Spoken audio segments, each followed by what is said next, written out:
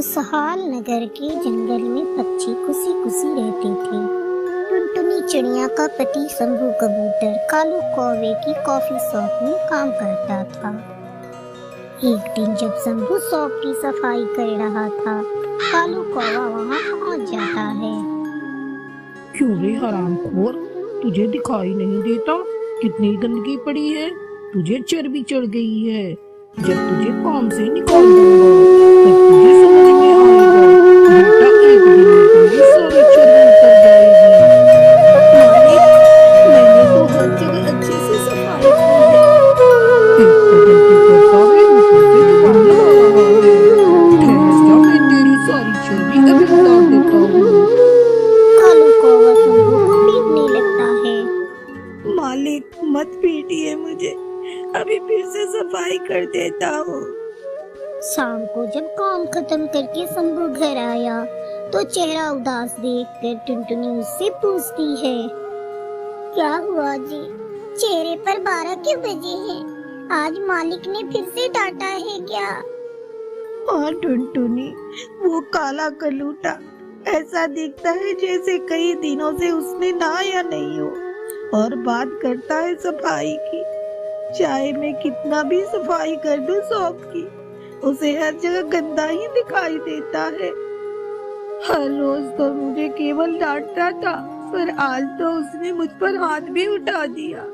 सच कहता हूँ टुनटुनी, मैं उस कालू की शॉप में काम करना नहीं चाहता। तो छोड़ क्यों नहीं देते जी?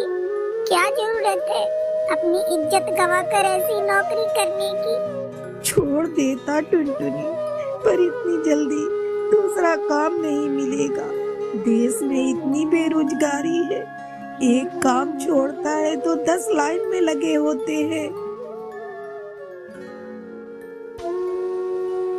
पापा, आप आ गए? आपने सुबह मुझसे वादा किया था, आप मेरे लिए चॉकलेट लेकर आओगे। तेरे की बिटिया, मैं भूल गया, कल मैं जरूर टॉफी लेकर आऊंगा तेरे लिए। समय इसी तरह से गुजर रहा था। एक दिन शंभू शॉप पर चाय बना रहा था। अचानक से कालू कौवा वहां आया और जानबूझकर शंभू को डांटने लगा। फिर गरम खौलता हुआ चाय शंभू के शरीर पर उड़ेल दिया। शंभू कबूतर जोर जोर से चिल्लाने लगा, जल गया रे, जल गया, मेरा पूरा शरीर जल गया। मालिक, मेरी क्या गलती थी जो आपने मेरे शरीर पर खौलता हुआ चाय डाल दिया? हरामखोर, हर रोज मेरा नुकसान करता है। कई बार कहता हूँ पुरानी चाय पत्ती से चाय बनाया कर, पर तू एक ही हर बार नई चाय पत्ती डालता है। अब मैं तुझे काम पर नहीं रखूंगा। कल से तू मेरी शॉप पर मत आना। शंभू कबूतर दर्द से कराता हुआ घर पहुंचा। अरे, आप इतना क्यों करा रहे हैं? क्या हो गया आपको? आप तो ठीक से चल भी नहीं पा रहे हैं। टुनटुनी, आज तो मेरे मालिक ने हद ही कर दी। उसने गरम खौलता हुआ चाय मेरी बदन पे डाल दिया, और तो और मुझे उसने काम से भी निकाल दिया। अब क्या होगा टुनटुनी? घर का खर्च अब कैसे चलेगा? तुम सोच क्या रहे हो? चलो अभी चलते हैं पुलिस स्टेशन और उस कालू कौवे की शिकायत दर्ज कराते हैं। नहीं टुनटुनी, उस कालू कौवे का कुछ नहीं बिगड़ेगा। सारे पुलिस वाले पैसे लेकर उल्टा हमें ही परेशान करेंगे। टुनटुनी, बस तुम ये सोचो कि घर कैसे चलेगा। मैं तो अब कुछ दिनों तक बिस्तर पर पड़ा रहूंगा, मुझसे तो कोई काम भी नहीं होगा।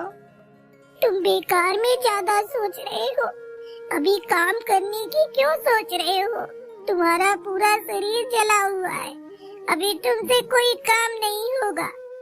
पूरी रात टुनटुनी सोचती रही। सुबह उसने शंभू से कहा, सुनो जी, ठंड का मौसम है, मैं सोच रही हूँ घर के नीचे चाय की एक छोटी सी दुकान खोल लूं। चाय तो मुझे भी बहुत अच्छी बनानी आती है। चाय चाय, अदरक वाली चाय, तुलसी वाली चाय। अरे टुनटुनी बहन, आपने बहुत अच्छा किया जो चाय की दुकान लगा ली। एक कप चाय पीने के लिए कालू कौवा के कॉफी शॉप में जानी पड़ती थी। ये लो बहन, चाय के पैसे। दिन भर चाय बेचने के बाद टुनटुनी की दुकान में चाय से अच्छी कमाई हुई। कुछ दिनों के बाद शंभू कबूतर का सारा जख्म भर जाता है और वो भी टुनटुनी के साथ मिलकर चाय बेचने लगता है।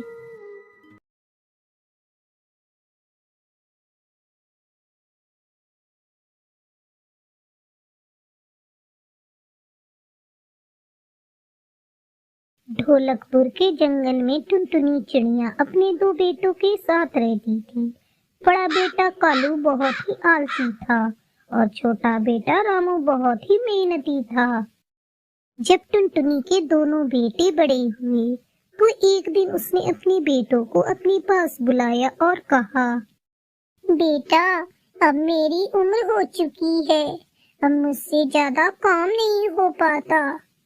तुम्हारे पिताजी के मरने के बाद मैंने तुम लोगों को अंडे बेचकर पाला है। मैं चाहती हूँ मरने से पहले मैं तुम दोनों की शादी कर दूं, लेकिन इसके लिए तुम्हें काम करना होगा, तुम दोनों को पैसे कमाने होंगे। बेटा, अब जो मेरे पास है उसे ही मैं तुम्हें दे सकती हूँ। तुम्हारी उम्र काम धंधे की हो चुकी है, कब तक तुम निठल्ले आलसी बने रहोगे। रामू कबूतर अपनी मुर्गियों को रोज दाना डालता, उनकी अच्छी तरह से देखभाल करता, लेकिन कालू ठहरा आलसी। वो अपनी मुर्गियों की ठीक से देखभाल नहीं करता था। अक्सर कालू की मुर्गियां भूखी रहती। अरे ये क्या, रामू की मुर्गियां तो रोज अंडे देती हैं, वो अंडे बेचकर पैसे कमा रहा है, पर मेरी मुर्गियां तो अंडे देती ही नहीं। कालू कौवा गुस्से में टुनटुनी के पास जाता है। माँ, तुमने मेरे साथ धोखा किया है। रामू को अंडे देने वाली सारी मुर्गियां दे दी और मुझे बिना अंडे देने वाली। कालू बेटा, ये तू क्या कह रहा है? मैंने तुम दोनों को एक जैसी ही मुर्गियां बांटी हैं। कालू वहाँ से चला गया और एक पेड़ की डाल पर बैठकर सोचने लगा। मुझे कुछ ऐसा करना होगा जिससे ये रामू अंडे न बेच सके। रात होते ही मैं रामू की मुर्गियों की अदला बदली कर लूंगा, फिर मैं अंडे बेचूंगा और वो बैठकर रोएगा। रात होने पर कालू कौवा ने अपने भाई रामू की मुर्गियों से अपनी मुर्गियों की अदला बदली कर ली और फिर जाकर सो गया। अगले दिन जब वो अपनी मुर्गियों के पास गया, वहाँ बहुत सारे अंडे पड़े थे, लेकिन रामू की मुर्गियों ने एक अंडा दिया था। रामू को समझ में नहीं आया कि आज उनकी मुर्गियों ने सिर्फ एक अंडा ही क्यों दिया है। उसने उस अंडे को उठाकर आंगन में पड़ी मिट्टी में दबा दिया। अब तो रोज ही ऐसा होने लगा। रामू को व्यापार में काफी घाटा होने लगा।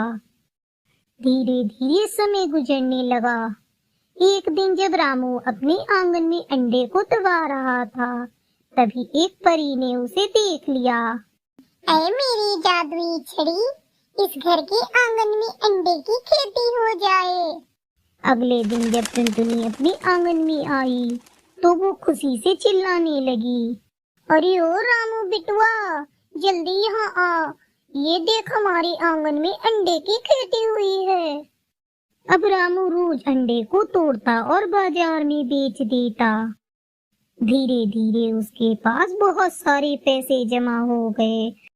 उधर कालू कौवा की मुर्गियों ने धीरे धीरे अंडे देना बंद कर दिया। कालू कौवा कंगाल हो गया। एक दिन कालू कौवा अपनी माँ टुनटुनी के पास आता है और सारी बात बताता है। माँ, मुझे माफ कर दो, मैंने रामू की मुर्गियों से अपनी मुर्गियों की अदला बदली कर ली थी। भगवान ने मुझे इसकी सजा दे दी, मैं कंगाल हो गया हूँ। टुनटुनी और उसका छोटा बेटा रामू अपने भाई कालू कौवे को माफ कर देता है और दोनों भाई मिलकर अंडे की खेती करके खुशी खुशी